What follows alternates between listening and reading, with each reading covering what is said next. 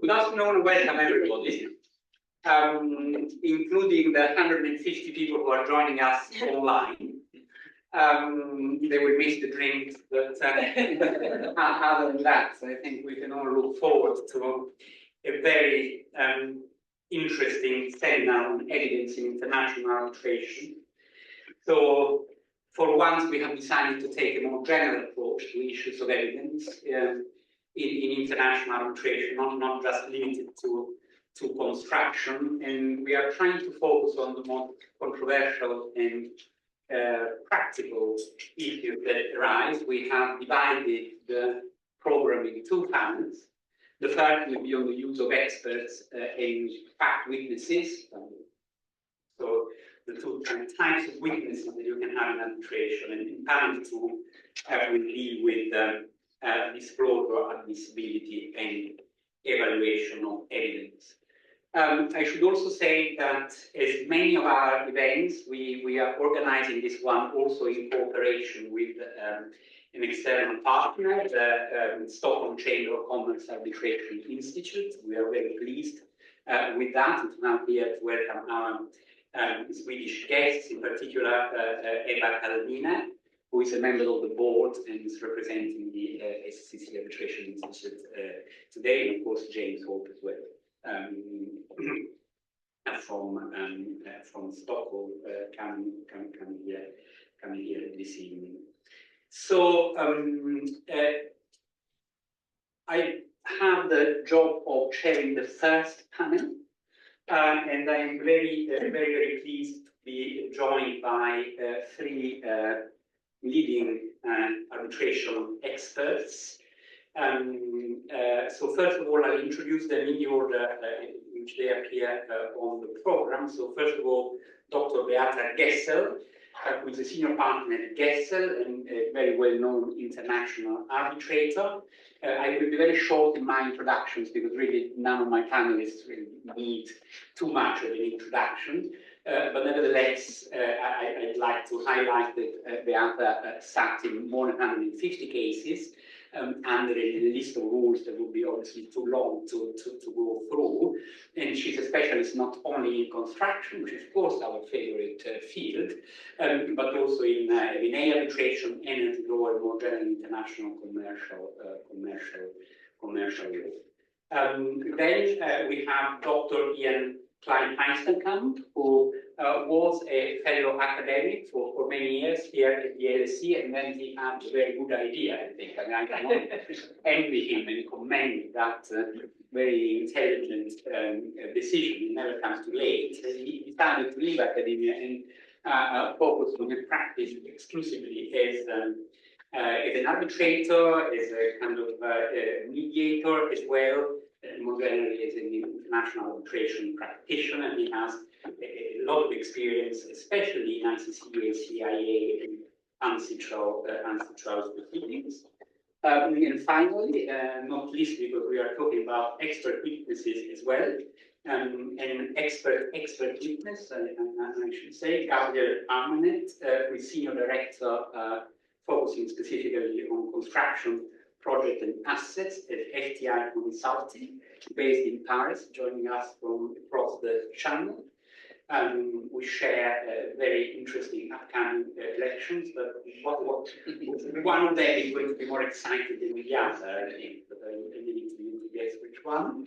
And he has more than 15 years experience, particularly he had his experience that focus on our favorite fields, which are engineering and construction. So, the topic of this first panel, as I said, is about fact witnesses and expert witnesses. And I would like to start with fact witnesses. Because all of us who have who work and do anything in the field of international arbitration, I believe, have experienced these recent trends in when it comes to fact witnesses. And perhaps the easiest way in which I can highlight this trend is to cite from a relatively a recent appendix to the practice direction on trial witnesses here in England and Wales. So this is the appendix to the practice direction on trial witnesses, trial witness statements in particular. And I thought it was interesting to just quote what the practice direction, the appendix to the practice direction says the witnesses should not do, and in particular the witness statements should not quote at any length from any documents to which reference is made. Seek to argue the case, either generally or on particular points.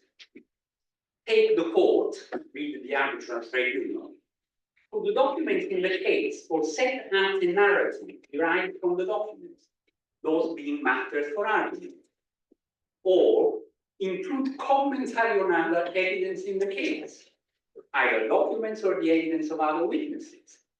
This is to say, set out matters of belief, opinion, or argument about the meaning, effect, relevance, or significance of that other evidence. So, in my experience, that's unfortunately in international arbitration precisely what fact witness statements do all the time, and quite unknowingly and quite pointlessly, I think. And the question we want to address, and we are going to address first, is how to deal with that. So we clearly face in international arbitration different legal traditions, different legal cultures in terms of how to deal with witnesses. Do you use witness statements? What the witness statements should contain, and how does the arbitral tribunal go about establishing the truth, questioning the witnesses? What's the role of counsel? What's the role of the arbitral tribunal? And I know that Ian has some quite interesting views on that. So, Ian, over to you to open the discussion. I suspect I stay here then. Which you can take the stand. No, it's fine, it's fine. Actually, I just realized I have my wrong glasses, which means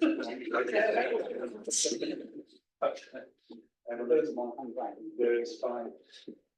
So it is really to follow up on what Renato just said, and I want to initiate, basically give you food for thought for discussion, because there is a lot to be said about this use of witnesses for storytelling. And that is something which, especially as an arbitrator, can be quite annoying. Hope I'm not compromising future appointments here, but at the same time, it is so often a question of, I mean, when you discuss with lawyers about how to really present their case, telling the story is something which comes up all the time. At the same time, yes, for certain arbitrators, that's exactly what you have to do. And I'll be mean here, says for, if you can anticipate that the arbitrator has not read the case file before the hearing, you have to tell a story, because otherwise they don't know where they are. They don't understand the setting. It's very important to tell the stories. I agree with that. At the same time, this classical subject of conferences is also efficiency in arbitration. And I think by now, at least institutions as well, put quite some pressure on the arbitrators to actually be prepared. And to have read the case file, know what it is about. And the story should be laid out, of course, before that.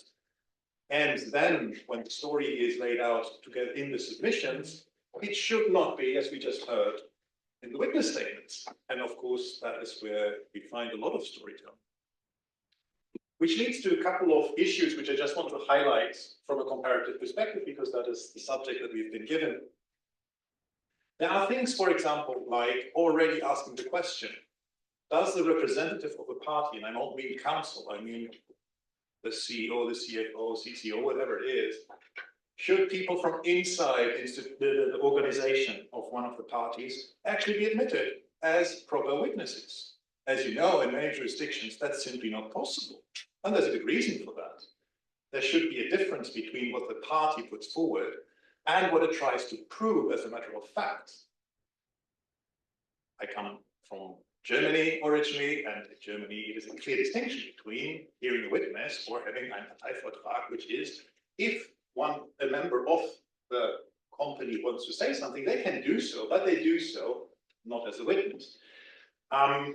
In Brazil, I just had the issue when drafting terms of reference that we have to explicitly put into our terms of reference. It's very important to say that the parties agree that representatives of the parties can be heard as witnesses, because otherwise it would go against the national law, Brazilian law. So that already raises the question, how do we distinguish what is actually argumentation and what is proof fact? Of course, if we look at the common law jurisdictions where this is much more common, normal, we still have safeguards. If you just take, for example, the paroled evidence rule, okay, something substantive law question, it is basically there to say, don't start arguing of what has been said during the negotiations, for example. Okay, because let's be honest, that's what many times we do see in discussions over what the contract says or not says. When we wanted that, we've had that in mind, and so on and so on. In principle, under English law, all of that is barred, and we should not be having this discussion in the first place, which of course makes then also partially hearing a witness from inside one of the parties much less interesting. There's still other things which could be interesting. And of course, the other safeguard is we say, fine, let's just let the witnesses say whatever they want, or let's admit them as witnesses. Cross-examination will take care of it. Okay, as you all know, cross-examination dates back to the medieval ages. Okay, trial by ordeal is the origin of cross-examination. The Inquisition came in and wanted to find out real truth by torturing people. That's basically what we do in cross-examination. In my personal experience, in many times, like with legal experts, by the way, on which I'm going to speak a little bit later, many times, whatever the party brings forward as a witness is usually only used against the party. Very rarely you can base your decision on a matter of fact as evidence brought forward by one of the parties themselves, even if they are presented as witnesses. And of course, the arbitrators know who the parties are. Okay? And in that respect, I think ultimately it's not really a problem. We know who those persons are, and when they put forward their view of the facts, it will be taken into account by the arbitral tribunal. So after all, it's not that dramatic. It is sometimes just a little bit too much storytelling. And in that respect, the practice, the directive which we just heard, they do a good job in saying that one should be moderate with that. Of course, it goes hand in hand with other deontological questions as well. For example, preparing witnesses. Preparing a witness statement with the witness. Some things in common law jurisdictions would be rather accepted. In most civil law jurisdictions, not accepted. Okay? But of course, if we're in international arbitration, what we see is, well, most of my colleagues would say, arbitration combines the best of both worlds. Okay? We're creating something like transnational procedural law through practices which we bring together. If one is a little bit more cynical, I would say it also brings together the worst of both worlds, because it typically tends to be those practices which maximize billable hours. And that's not always in the interest of the users. I don't want to go more into detail with that. I just want to share a recent highlight, which I had, well, it was the first time for me in an arbitration, where at the very beginning of the arbitration, there were requests for urgent relief for an injunction, among other things.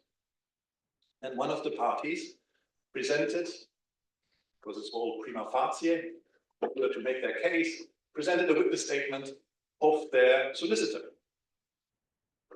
Which means the solicitor who was pleading the case, or his team was pleading the case, also was witness. And in terms of storytelling, that of course then breaks a little bit the roof, because what are you going to do with that? You have the same lawyer arguing the case, basically, and being the witness, of course, out of politeness, you would be hearing he didn't say anything anymore. But it's just to show that in practice, in international arbitration, you do things which I doubt you would see in court proceedings, simply because the judge would be, let's say, a little bit harsher in terms of what is acceptable, what is not acceptable. And yet, not a real problem either, because ultimately, you take it not only with a pinch of salt, but you understand what is going on. That doesn't mean that it's not true what is being said. It's just that I'm not sure that a party does itself a great favor of proceeding in that way, because the arbitrator is left with, for example, a writing which refers all the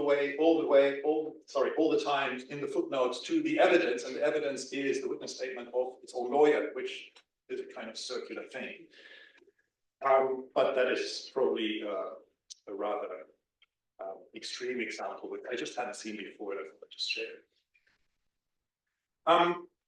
When we think about witnesses and how to hear them, of course, there again we have a big clash of cultures to a certain degree. Also an experience from a recent arbitration which proceeded in Milan, governed by Italian law, where the Italian party was clearly not represented by a lawyer who has a lot of experience in international arbitration, which is fine.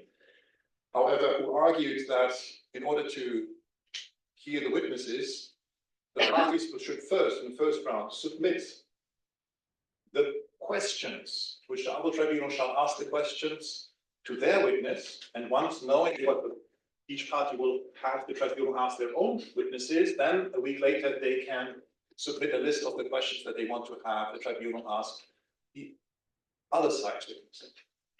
I was first a little bit puzzled because I didn't quite understand what that colleague was wanting to get to, but he insisted that according to Article 244 of the Codice di Procedura Civile, that's the way how you do it in Italy. Which then forced me to have to explain that under the Codice di Procedura Civile, also we have a chapter on international arbitration, which provides that the arbitration procedure does not need to follow Italian procedural rules. And nevertheless, it led to quite some problem, because on the other side we had a Brazilian party where who rejected all of that and said we cannot do it that way. We want cross-examination, and we want to be able to ask the questions ourselves. At the same time, they did not want witness statements, written witness statements. But how do you prepare for a cross-examination if you don't know what the witness will be saying? Which is then a conundrum. And coming from academia, my tendency would have been to say, well, let's just take a little break here and step back and try to think how to do this properly.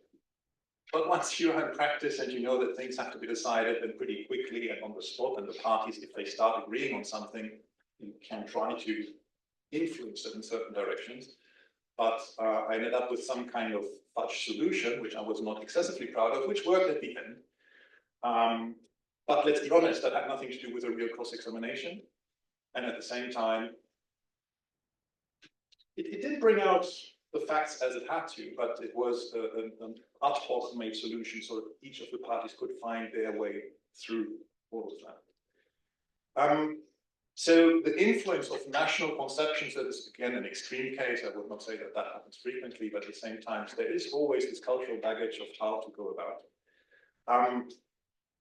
Written witness statements, I think, are mostly accepted nowadays in international arbitration because cross-examination is largely accepted. It leads us to the questions of how to do it, how to go about more on a civil style, a civil law style or a common law style. You know the difference between the Prague rules and the IDA rules, and all of that is reflected in there. But it seems to me that it is generally accepted that this kind of Anglo-Saxon cross-examination is largely accepted. At the same time, let's be honest, not all lawyers are trained to do that, and sometimes that can be challenging as a member of an arbitral tribunal to sit through cross-examinations who are, let's say, not done with the proper understanding of how it should be done. Does it really help? Is it normal for two civil law parties to insist on cross-examination? Fine, if they want to do that, yes, but it would be helpful if they also better knew what they're doing. Again, sometimes which is difficult. There is some sense. I afterwards thought about the Italian solution. I thought actually it's not too bad. It saves a lot of time. It allows the arbitral tribunal to know in advance what are the real issues at that point. And to a certain degree, it does what the issues to be determined are in terms of preference in ICC arbitration. As both sides say, these are the facts that we have to prove in order to make our case. We want the witness to say something about this, this, and this, and that. and the other side says, but we want them to say something different. It actually already condenses things in a very efficient way. And I'm sure that in Italian courts, it probably works fairly fine, I cannot say, but it might. It works. From my own training 25 years ago in Germany, same thing. It is the judge asking the questions. German hearings are very boring in court because there's just a judge. He does everything or she does everything. The judge asks the questions, and at the end, the lawyers may still ask the question if they really think there's something relevant. But before that, we already had the preparation of the case in such a way that the parties present in their submissions already every legal argument, every argument linked to facts directly to the witness who will testify that, which means the judge knows in advance on which questions exactly the witness will be heard and can decide upfront whether this is relevant or not relevant for the case. And by the way, in Germany, totally normal to have a case management conference and just go through the points that the judge thinks are relevant and not relevant, something that would be probably shocking in any common or jurisdiction. But the judge already says, if you want to prove this and this, you still need to show this and this and that, otherwise you're not going to make it. Again, national styles, which then in arbitration do not really have their place, but they come in with the perception of the parties when they are not entirely used to what we could call some updated transnational procedural understanding of how witnesses should be heard. All of this I'm just putting to you because it's something we have to keep in mind. There is not just a first league arbitration where everyone speaks the same language and functions the same way. There is a lot of arbitrations where these cultural influences still play a role, and it is very important to bear that in mind in order to then design together with the parties, preparing procedure order number one, typically to have that conversation. So, okay, understand what is going on. How do you want us to do this? And that, I think, is one of the beauties of arbitrations, that you can, for the individual case with the parties, create a solution, and if necessary, hear them on how to do it and take a decision on what seems to be most efficient. I think with that, I have already exhausted my time. Thank you. Thank you, Ian. Thanks very much. But for me, sometimes it's just, of course, you can do things in so many different ways, and revolutionize everything and do it the Italian way, which is it requires a certain, essentially, which is based on the principle that at the end of the day, the witnesses are there to prove the factual elements of the cause of action or the defenses. So those questions, in reality, are quite broad themes under Italian law, which correspond to the either primary facts or secondary facts. And the judge carries out a preliminary admissibility assessment. So strikes down essentially what's irrelevant and admits only what's relevant proof, and then the witnesses are questioned by the judge first and then by the parties counsel on those primary or secondary facts. That that may work, but I think we don't necessarily have to reinvent the wheel in international arbitration. If only we went back to basics. Sometimes I think we all agreed that the tribunal has, first of all, it's the duty of counsel, and that the tribunal has the power to limit its witness statements to evidence of fact, first of all, rather than opinion.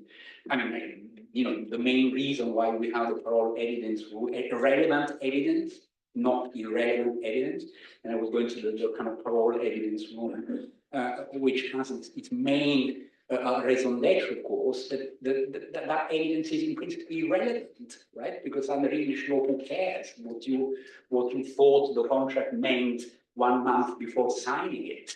The contract means what it means, what's in the documents, and what a reasonable person would understand. That would be too easy. Yeah. Well, certainly it doesn't mean what the parties or one party thought it would mean before signing it, right?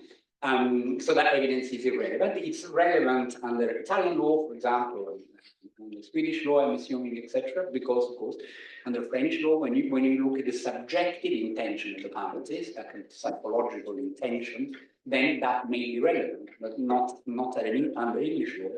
And yet, I share perhaps Ian's frustrations, and in relation to having to sit as an arbitrator through cross-examination of hours of cross-examination witnesses.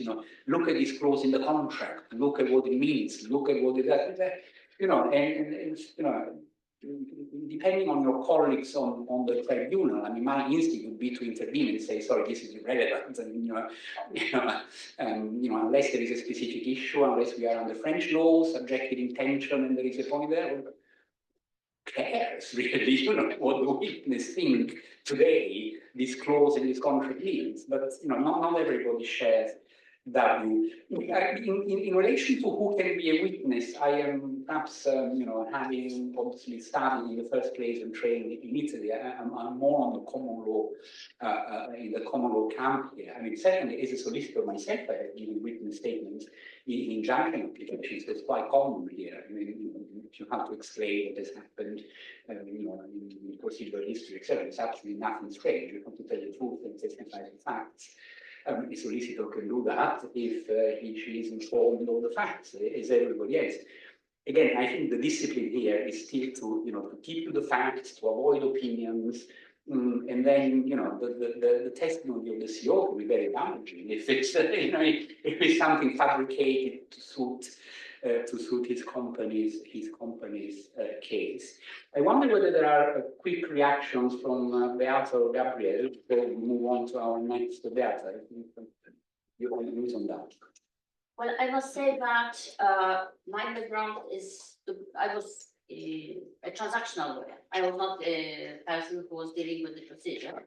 So I'm not so much tainted with the procedure, say, in arbitration. I think that my approach is a bit different.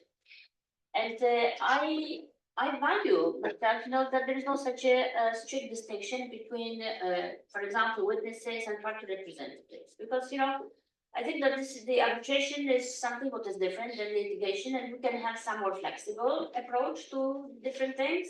And this is my role as the arbitrator to value this, what is said, in the room. So I know who is fact witness, who is unrelated to the party, and I know who is the party representative, and I can just, apprise what has been said. By the way, in arbitration, it's quite difficult to have, witnesses which are not related to the parties because of the way, the witnesses are called upon. Yeah.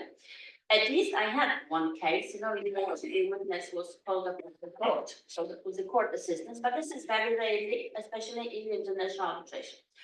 So I wouldn't be so, strict on this. Means it depends on the agreement of the parties in the arbitration.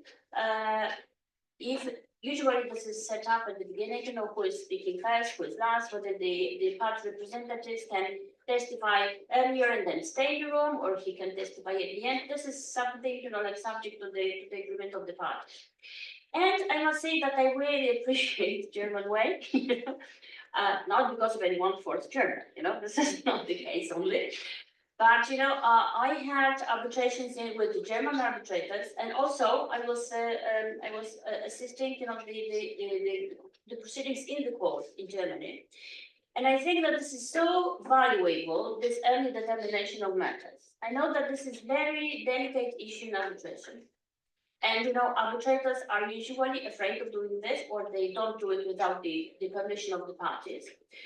But, first of all, I think, that you can expect such early determination of issues in arbitration only really from the arbitrators who are really on the case. It means that they are really, well acknowledged with the case. And they are wise, simply, because you have to be very, very sensitive about this, what you say, what you ask, and what kind of determination you can say to the party. So when I had German experienced lawyers as arbitrators, and they were not so much formed, that they were more flexible, and they were really giving feedback, to the parties about the facts, what should be proven more, what should be proven less. And me by myself, I really appreciate this. And by the way, this is in the BIS rules, I believe, this early determination. This is also in the Prague rules, which are quite, very close to the German way of arbitrating things. Gabriel. Well, I'm not a lawyer nor an arbitrator, but I see a too great tendency to have witnesses having their witnesses statements being drafted by lawyers, and here only to fill the gap and to support the story. So you have a repetition of pleadings, and you end up in cross-examination with witnesses not being able to sustain any of the words that were contained within their own witness statement. So it may be useful information, especially where there is a lack of evidence, which is actually often the case in arbitration, or at least in construction arbitration, but it has to be restricted strictly to the actual fact that should be discussed, and not to a repetition of legal pleadings. Yes, I would totally agree with that. And let's move on to now to expert witnesses. You know, again, we can see some trends that are quite clear in international arbitration, but also kind of some problems in relation to expert witnesses. Sometimes these irreconcilable positions. Again, the problem of kind of the independence of the expert and how to deal with all that. You know, the Beata has given quite a bit of thoughts to these issues over many years. You have lots of experience. Thank you very much. But not as an expert. But we are experts in the field. Okay.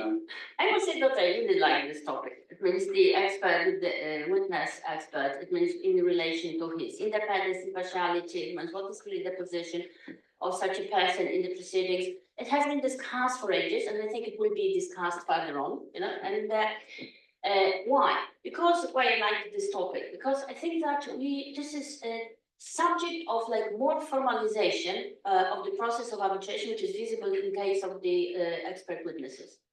You know, I was a part of the IBA task force for changing of the conflict of interest the guidelines, and you know, and there were voices in order to introduce, you know, the expert witnesses into the same standard of disclosures and the same standard of impartiality and independence as the arbitrators. And I thought that this is really marches too much, you know. It hasn't been really changed, but these voices were really, you know, expressed within this discussions.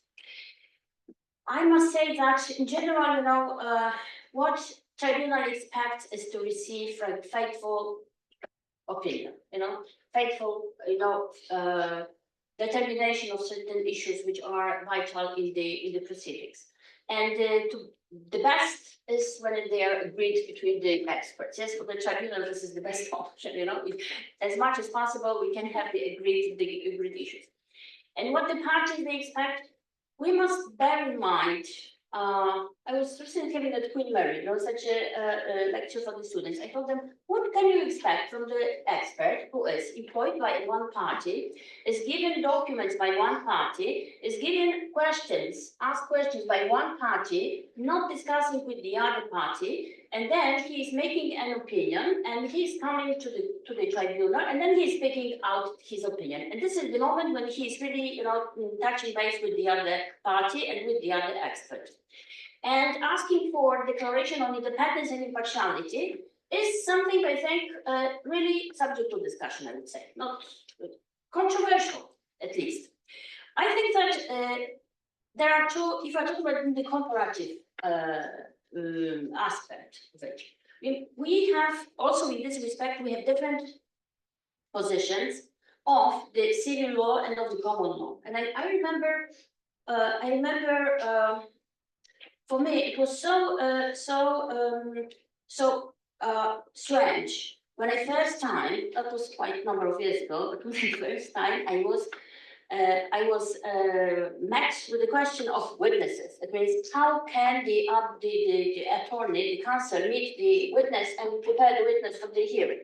You know, for me, our Polish law is quite close to German law. But for me, that was incredible, you know, that, whoa, normally, you know, you cannot really prepare a witness, you know, the expression to prepare a witness is something really weird. So the same is with this, for the lawyers from our like area of jurisdiction. This is also very weird what is the treatment of the expert witnesses under the common law. And we have the whole variety of positions on this. It means from the when we are dealing with the adversarial jurisdictions or inquisitorial. When we have the adversarial, this is much more expected from the expert witness, because he is treated like in the UK, in the extreme, I would say. He is treated as the expert who is working for the court, for the tribunal. And he is not acting for the party, he is acting for the tribunal. And there is this different standard of independence, different standard of impartiality. On the very other edge, we have, this inquisitorial style where you cannot really have expert appointed by the party. And I'm right now thinking about, the procedural things. I mean, you cannot have really expert. This is not expert, really. This is a part of the position of the party. So you have a counsel who is preparing a case from the legal perspective, and he can take expert on different issues, even, like international law, because you cannot have expert on domestic law. But you can have experts who are helping you to prepare, to construct your position. And this is how the expert is treated. So you see, we have a break between those complete extremes. This is completely different role. And the issue that the expert is coming and he is discussing to the attorney with the counsel, things from the very beginning, and they are coming to certain like a mutual yes on certain things. This is something which is not uncommon. And this is visible, when you compare Prague rules and IBA guidelines on taking evidence. When you look into the Prague rules, there is Article 6, and Prague rules, Article 6 about the expert. There is the whole thing about experts appointed by the tribunal. This is how this Article 6 starts.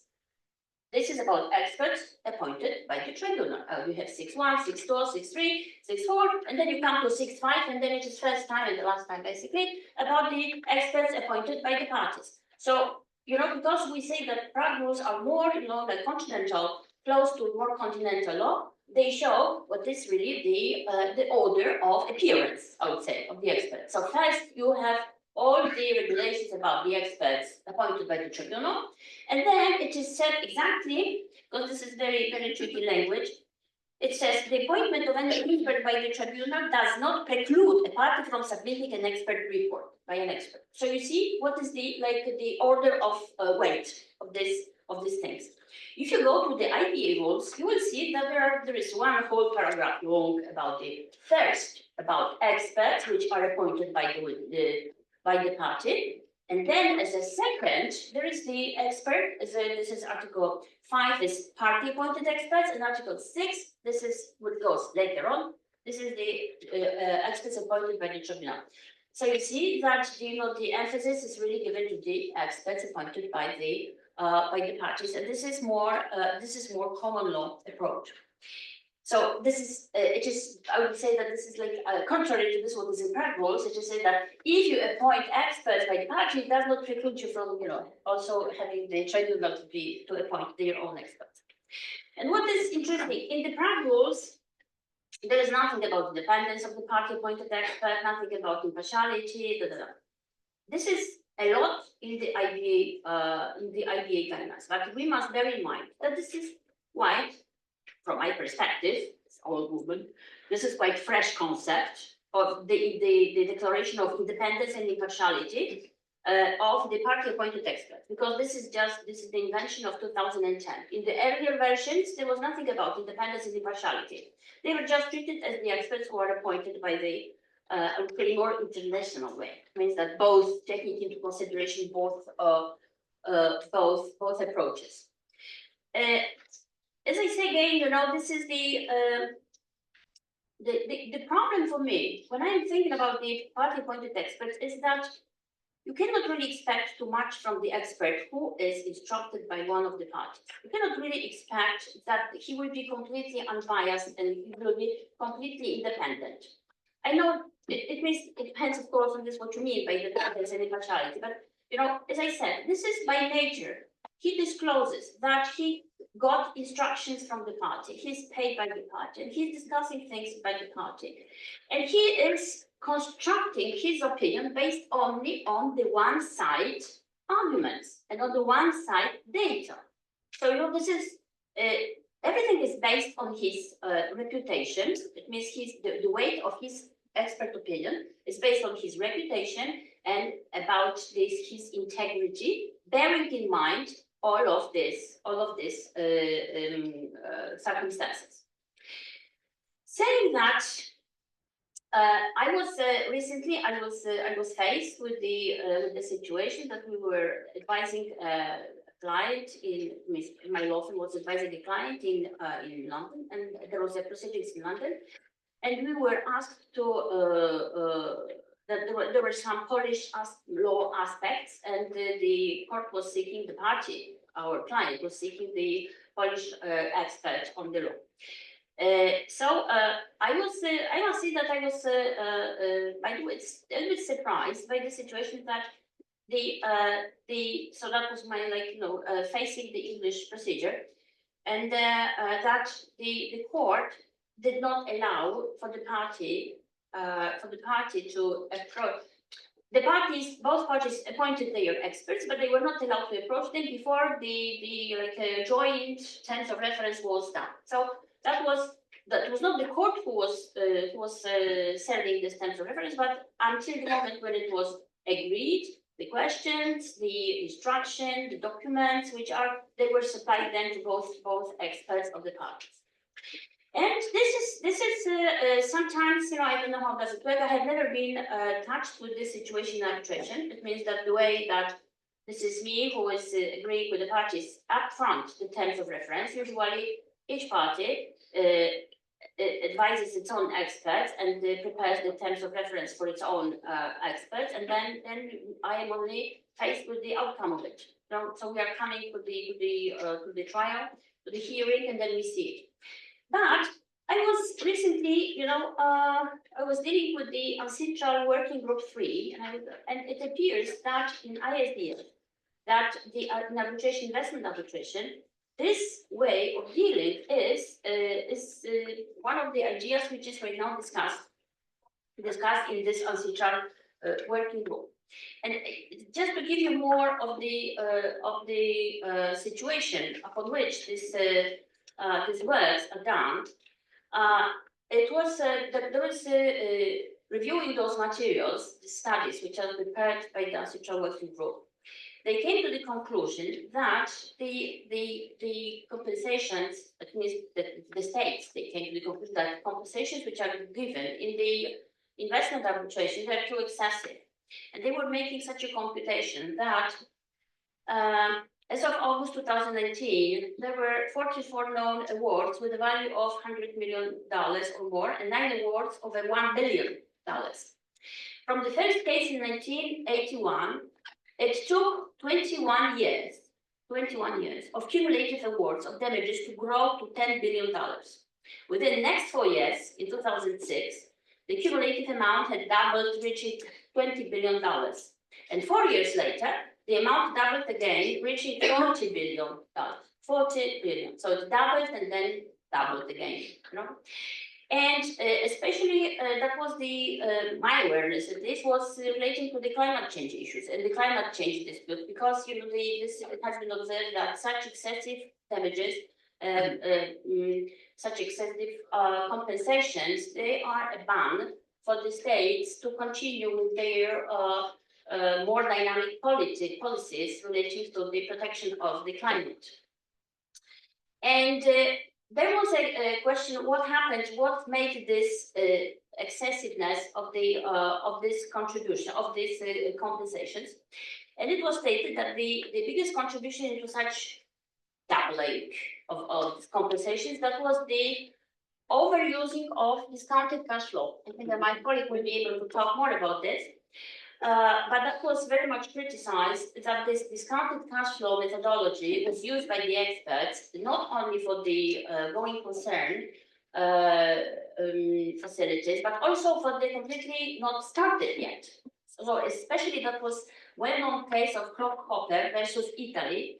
There was the research of the researching of the oil and gas in the sea, And that was stopped by Italy, by the government, and after receiving the permit for research.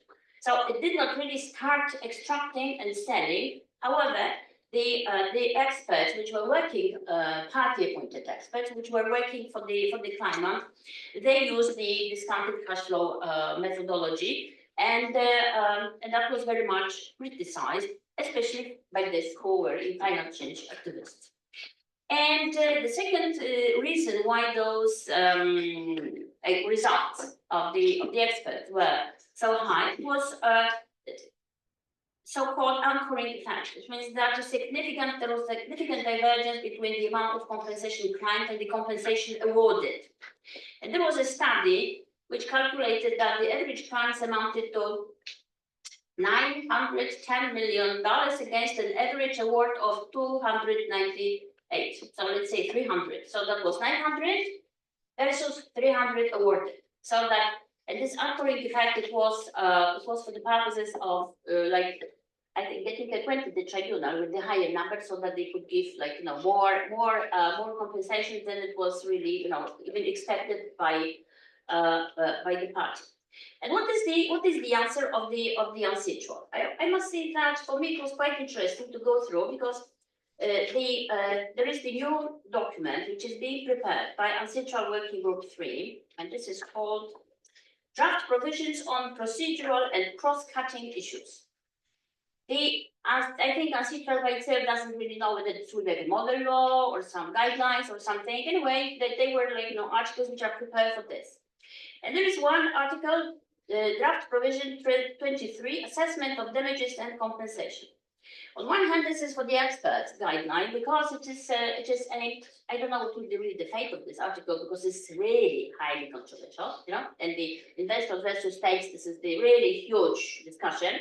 And many participants, stakeholders in this discussion, they do not really allow for going forward. And there's a discussion whether this is even, this provision 23 is entirely in the scope of the mandate, which is granted to this working group 3.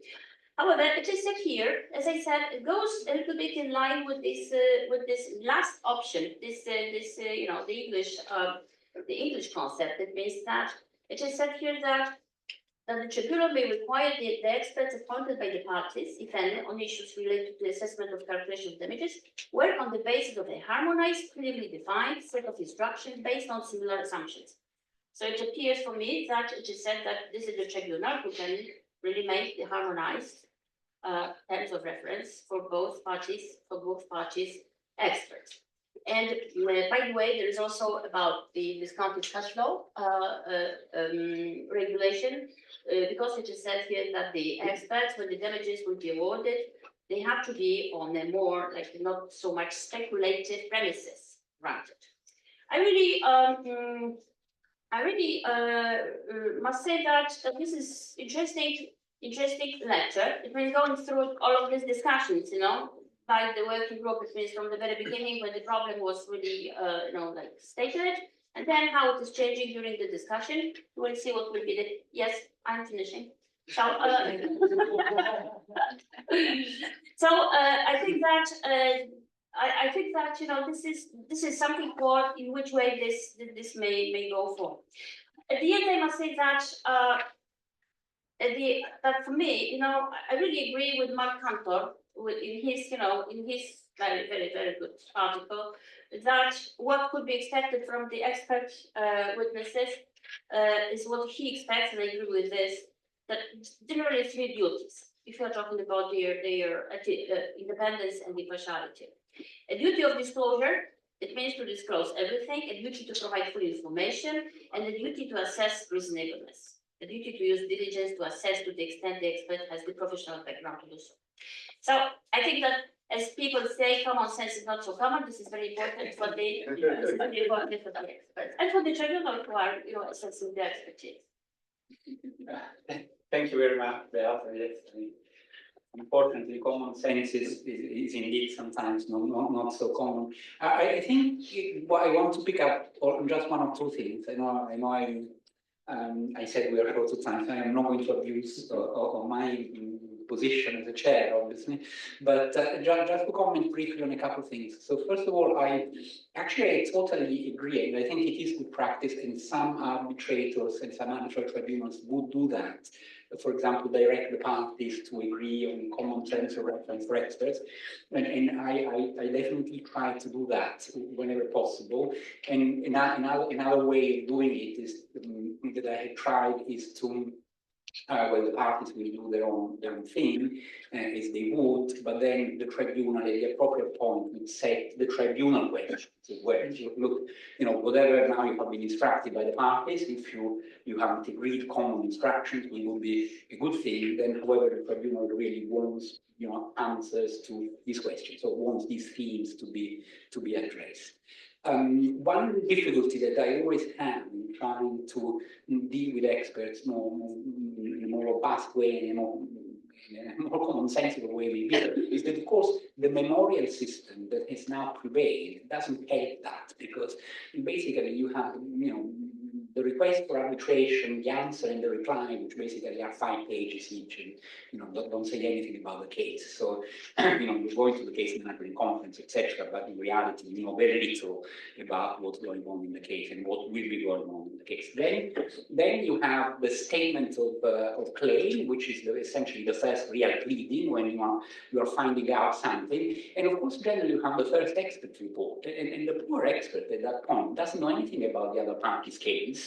It is really said, as Beata said, only unilateral information. Then he has to wait for the statement of defense and counterclaim, knows a little bit more, and then disclosure is in the middle, etc. Whereas, of course, the system would be the kind of more common law and certain English law system whereby the expert evidence comes at the end, where you have pleaded the case and then you have disclosure and witness statements, etc. Then it works much better. So I wonder whether we should also think about a procedure where, okay, memorial system, yes, okay, it does have its advantages, but it's okay to plead the facts, the law, the witness statements, but sometimes perhaps there is a point of having at least the expert evidence at the end, where all the factual framework and documents, it's all there.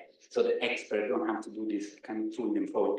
The other thing about the independence of experts, I think it goes back also to fact witnesses and what Gabriel said about fact witnesses. You really have to have an experienced tribunal. I mean, that's again common sense, but it is so clear to any judge or arbitrator or anybody who decides cases that the truthful witness or the trustworthy expert is not the one who is always 100% of that party's case. Never disagrees with what's in the pleading, and never forgets anything. Never needs refreshing of memory. It's always consistent with the emails and so on and so forth. Of course, not, right? And there are ways. I mean, first of all, I don't dislike cross-examination taught by the contrary. So if you have an experienced counsel, these things will come out. So otherwise, as a tribunal, you want to establish that with a few questions. I mean, surely the truthful witness and the trustworthy expert is the one that makes concessions against the party who has put him forward. Surely is the one that, occasionally as any human being, dealing with 1 million documents and, 55,000 factual issues, contradicts herself and so on. I think an experienced judge or arbitrator just knows that and sees through that. It doesn't serve anybody's interest to have these self-serving expert reports or witness statements. But talking about experts, of course, we have to give the floor to Gabriel, of course.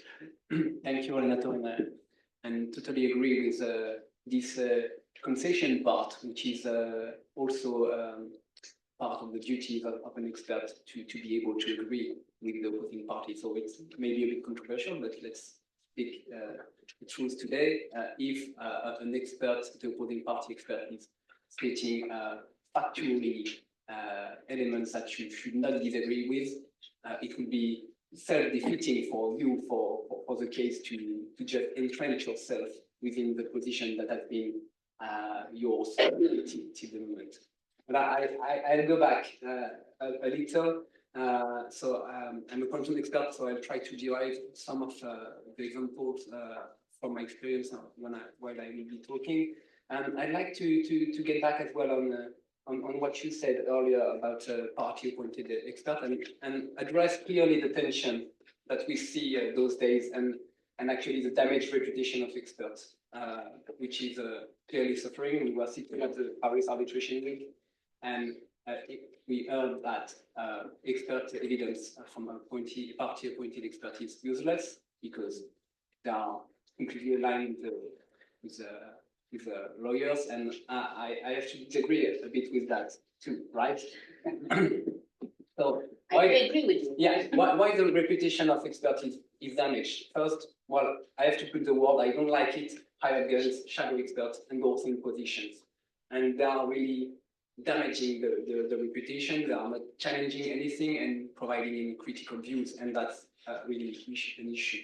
We also have the repeat experts who are working along with the same clients, same concerns for years and years, and lost their ability to review the way they were thinking and oppose a challenge to the views, perhaps because of a commercial link, because of habits, I don't know, but it's not helping. Lawyers' influence as well. Sitting at an ICC conference in September in Geneva, I heard a very reputed law firm partner say, well, the experts, we can't control them. Well, are we assisting the tribunal? Are we assisting the lawyers? That's a bit controversial, right? There is no clear answer. No, there is. The tribunal should be assisted by experts. So you can see if a lawyer has this attitude of wanting to control an expert, that's problematic from the outset. Then there is perhaps also the absence of knowledge about how to run a case and arbitration. It's in particular for small and medium companies who do not necessarily have strong in-house lawyers and rely on external consults, and they don't have experience of arbitration. They are putting the case, they give you a brief of 5 pages. You don't know the documentation, you have to pitch on it, and they are expecting magic. So you can't always bring magic when you do not have evidence or the case that you will be able to sustain. So you also have to be clear. So you may result in providing a performance which is not meeting the expectation and increases the perception that the experts are not good enough. So I guess there is clear tension here between clients, consults, and experts. And I'm not mentioning arbitrators. There should be no tension with arbitrators. And this leads me to the second point, because the true role of an expert, according to me, is really to narrow the gap, narrow the issue, help the tribunal to understand the matter and dispute, stress agreements, disagreements, not putting forward an expert report of 500 pages and expecting an arbitrator to find a paragraph, blah, blah, blah, lost in the 200 pages, something very intuitively very good that help the case. So you really need to help them. You need to also to propose solutions. And again, you may need to not entrench yourself within the position you have been with from the beginning. We may have some good arguments from the other party expert who has disclosed some new evidence that you didn't know. You may need to accept his position and empower the tribunal to make an educated, informed decision about it, even though this is not necessarily what supports your party's case. So it's a bit controversial, but that was the purpose of it, to provoke a bit of reaction. I'm well aware that no party would like to appoint an expert who's been too transparent, too candid, and no sense of strategy and tactics. But you can see that there is a fine line we need to play with all along, right? So I also wanted to address some of the hidden duties of an expert. We are not necessarily in the books, they are not in the IBA guidelines, not in the Prague guidelines, or not in the institutional rules for arbitration. It's really the duty to be inquisitorial. For instance, when you are being provided with a set of evidence, go further. I mean, you don't know if there is some more existing evidence. You cannot be satisfied with an invoice and accept to value some part of the works based on that invoice. You need to look at causation. You need to look at the link. In fact, the notices of claim, was it time barred? Is it for an expert to answer whether it's claim is time barred or not? No, but he has to understand what may be the tricks. So the expert also has a duty to alert the counsel. So he has also this link with counsel where he has to work collaboratively as well, because not drawing a fact or a waiver that he has found on the evidence may be self-defeating and an issue later during the pleadings. So it's also a bit of teamwork, and this teamwork goes with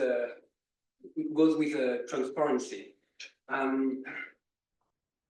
There are a bit of soft skills as well that we do not mention anywhere. I mean, surely analytical experts like quantum and delay experts are way more used to testify, to articulate expert reports than pure technical experts who have very deep knowledge of geotechnical matters, structural or civil issue, or any trade.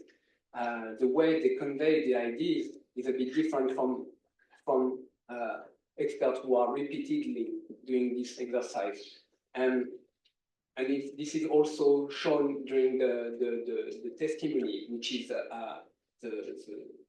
one of the key experience for an expert, and also the most crucial, because this is where you can verify that all that has been stated, the opinion is actually backed up with proper evidence.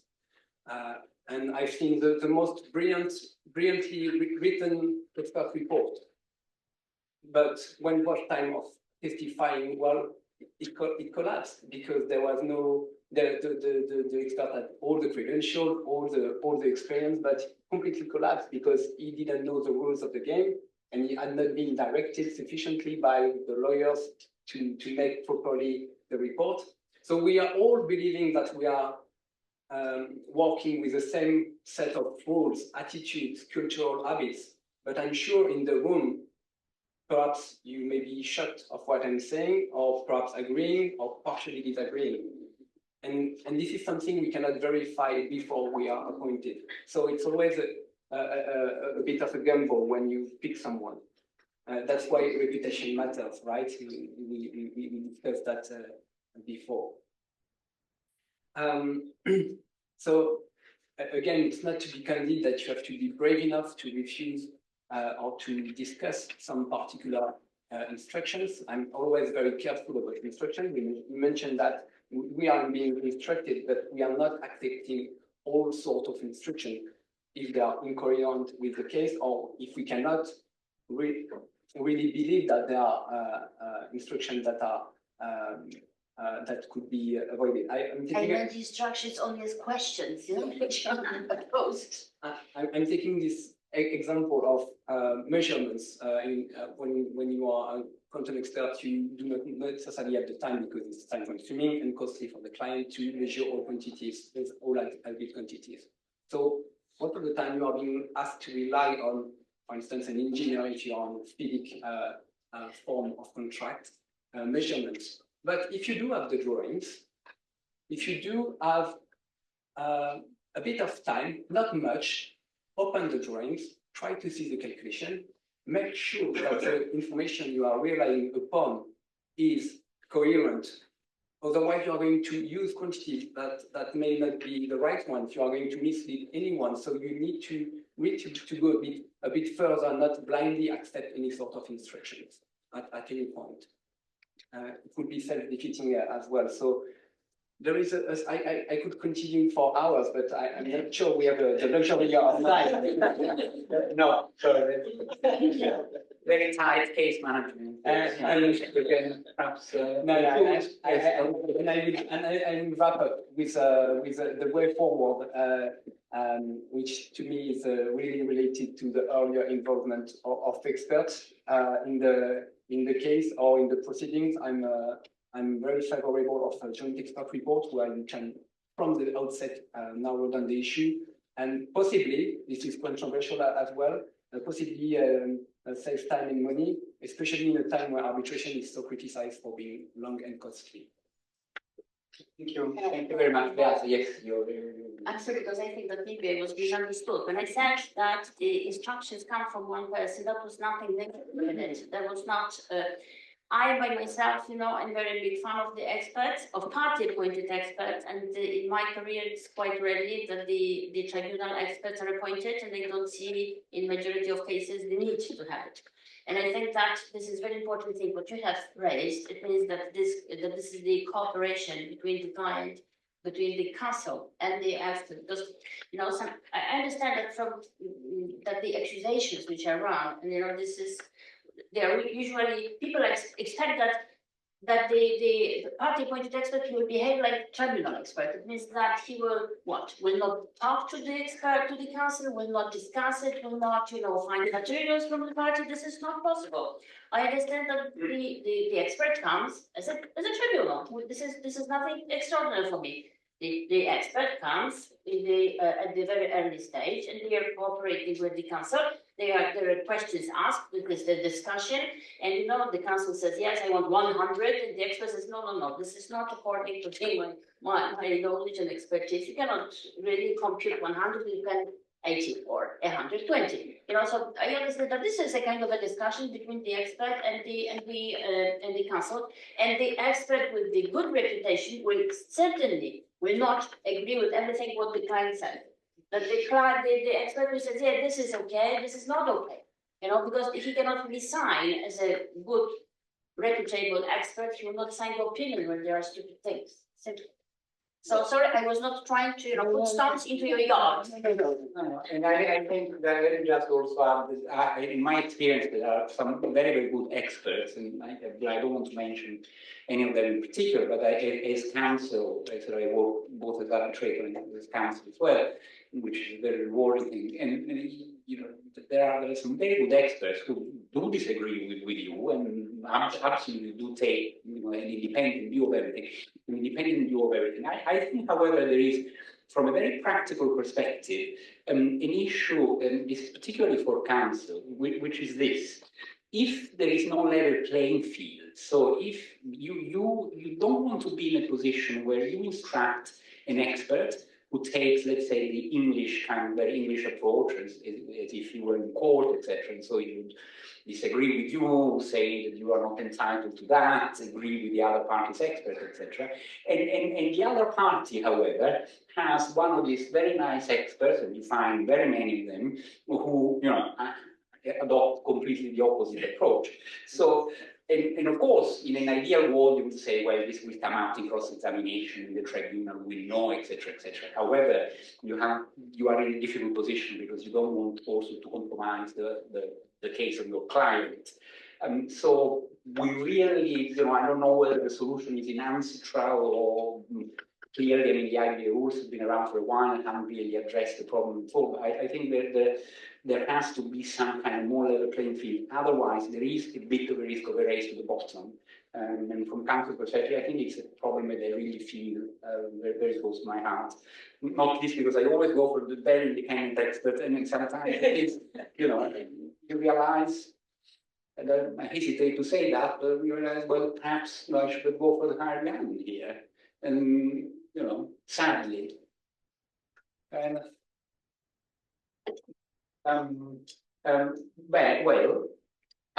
Jan, I don't know whether you have some comments on that, but I know that you certainly have some comments on a particular kind of type of expert, which is the legal expert. Very briefly, just some thoughts. First of all, what just has been exchanged, I think it's very important what both of you said is despite this fear of a race to the bottom, I have always told my students, and I'm very convinced as an arbitrator, a party who can admit its own weaknesses and still convince that it's right, that's the incredible one. And there is a problem of a disjuncture between counsel who argues that their client is 100% right and has never done anything wrong. It puts the expert in a very difficult position because the expert should then either lie or have to say, I'm sorry, I cannot fully agree with that. And all of a sudden that turns against that party, which when it had been admitted up front that there are weaknesses and there have been things which are confusing, not very clear and so on. And nevertheless, in application of the law, that is the right result. That is where as an arbitrator, I feel most comfortable actually saying, okay, someone knows about their weaknesses, and yet they are able to actually make their case. If there is this risk of a race to the bottom, that is then not the fault of the experts. It is probably not even the fault of the lawyers who just do the best they can for their client. The problem is then with the arbitrators. There's too many arbitrators who will just not be sufficiently in the case, not on top of things, and not spot when there are these disjunctures, and just let go through with it. And the party wins who should not be winning on that kind of basis. And that is a sad part of things that we sometimes do see those. And the last remark on legal experts, something which, again, I tried to be provocative in the first part, and I'm going to continue to be provocative with that, because it is about teasing out these differences between civil law and common law. If you are trained in common law, you know that foreign law in front of English courts is treated as a matter of fact and has to be proven as a matter of fact. And if you prove facts, it will depend on experts being cross-examined, and whatever comes out of that will then be taken as what the law says. If you go to the continent or any continental jurisdiction, civil law jurisdiction, it is of course completely different, because if you start from the premise that jura novepuria, that the tribunal knows the law and law is pleaded as law and not as a matter of fact, it changes, of course, enormously how you present your legal arguments under a given law, especially if you're not confident that the tribunal knows exactly that law. Okay? Do you use legal experts? Don't you use legal experts? And something which I find extremely important, and that is also true for everything I said before, to know these differences and to talk about them beforehand, to be sure that the parties know which kind of attitude the arbitral tribunal will bring to the hearing and to whatever is presented to them. Whether they depart from the idea this is purely a matter of fact, and it's fair game to see whatever is left after cross-examination, to see what we can believe and what we cannot believe. Or if we can spare ourselves that kind of exercise and actually say, no, this is a matter of the tribunal finding out what the law is as a matter of law, which means legal experts then have a totally different role. They don't have to be hired guns who withstand cross-examination. They have to be colleagues who are at the service of the tribunal of helping clarifying what the law actually provides for. And I have seen horrible situations where that was not clear up front, and that cross-examination went into awful shouting until, I have to admit, it was the first time I realized this, and I realized at that moment that that was not okay. And one had to speak about it, take a break and speak about, you do not have to destroy the legal expert in order, because the fear behind it is, if I do not destroy the legal expert, the tribunal will accept that legal expert's opinion as the true formulation of the law.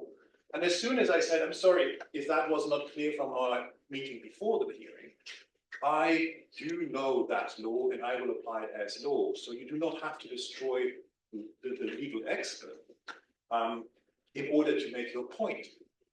And all of a sudden, the whole hearing became so much smoother and nicer. So as of then, I learned a lesson and said, this is something I could talk about before, just as also how to treat any kind of witness, be it expert witnesses or fact witnesses. It is really the responsibility of the tribunal, of the arbitrators, to make sure that these things are clear from the front. And just to be sure, when I was provocative in my first part, talking about the virtues also of the civil law traditions, we have to just be conscious that there are these differences of perceptions and consciousness about the differences of how we come with our understandings. And if that can be welcomed by the tribunal and given an opportunity to be expressed and then discussed of what do we do with this, that is when arbitrations work fairly well. If, however, these misunderstandings linger and parties get upset about what on earth are they doing, like I said before, what does the solicitor do of being a witness in his own case, for example? That is the reaction of someone who has never seen that before. If that is clarified up front, then there is legitimate practice in the civil law world and in the common law world. It's just in arbitration, we have these two flows coming together, and that can lead to a lot of complications. So it's very important to be attentive to that and find a specific tailor-made solution for the respective cases. Can I? Just That was one- provocative. Yes, Can I? just Can I? one- yes, please. You go first. I must say that I am quite surprised. And that was really provocative, I would say, because I have not seen really, in my practice, in my career, that there was a real, practice of destroying the expert, the legal expert. But, maybe I was lucky enough not to do it. But I think that this is what comes to my mind, that in arbitration, there is not so much difference between, there is whether this is treated as a matter of fact or you're curia, because of the status of the arbitration, of the arbitral tribunal. Because when you are in the court and you are a judge, you have different, in the civil law system, you have different mechanisms, to retrieve the law, that means to ascertain the law, you have Ministry of Foreign Affairs, different things, and different mechanisms. In arbitration, you have really if you are in international arbitration and you are judging, the situation based on the law, which is not your law, what you practice, you are not aware. Then you normally are using, the experts, and this is like a regular practice in the arbitration. You don't go to the Ministry of Interior of Foreign Affairs or some other, instances which helps you to find out what is the law, in fact. So for me, I understand the difference between those two systems, but I don't really see that there is any too much of the practical impact on arbitration, because you are always using experts, to retrieve, to understand the law, which is not your own law. No, but also, just part on that, I think Uranovic Courier it's a bit of a difficult, we are running out of time, so I think we have to bring it to the close. But it's a little bit of a difficult concept. Obviously, in international arbitration, it works very well in court, where, in English judge will know English law, maybe not foreign law. But an Italian judge will know Italian law, hopefully, of course. But also in Italian court, I can't, purport to be an expert in all civil law jurisdictions. I always smile and civil law and common law. German law, French law, and Italian law are different. For the little I know, but French law, but as New York law is different from English law. So, but nevertheless, in Italian court, if you have foreign law, Uranovic Courier, whatever the abstract theories can be about civil law versus common law, it can't apply because an Italian judge doesn't know Japanese law. So, you have no other way than to provide legal opinions of Japanese professors. So they will turn up in Rome or Milan or wherever it is and explain what the legal opinions mean. But the other thing, in terms of legal experts, I think it has to be definitely considered order number one, of course. And the best approach, which works in most cases, at least in my experience, is that the law, whatever the governing law is dealt with by way of submissions. Unless there is a very, because we don't want expert opinions on, every little article of the civil code or every case that may be relevant, unless there is a discrete, complex legal issue on which quite a lot of the case turns. And in that case, I do think rather than having opposing submissions, sometimes it's a good idea to have two legal experts with a degree of independence, etc. But we have run out of time.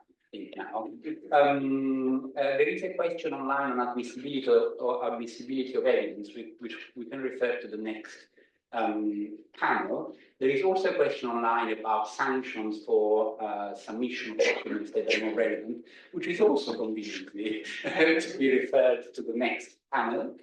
Do we have any urgent questions from the audience, one or two? No. Which is very good. So it means that nothing remains for this panel other than to kind of thank the panel in the usual way. Thank you very much.